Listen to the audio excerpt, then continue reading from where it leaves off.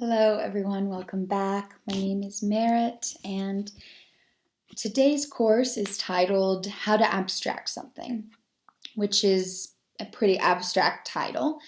But I will start this course by introducing the concept of abstraction, what it means to us, how it appears in visual art specifically, and then we will ease into a couple of drawing exercises on how to abstract an object, which you can definitely just watch or you can totally do the exercise yourself in your house. I always think it's great to pair a lesson and a physical activity, especially an art activity, with it so that the topic's really ingrained and you can enact the ideas and process yourself while making something. So I always like to do that.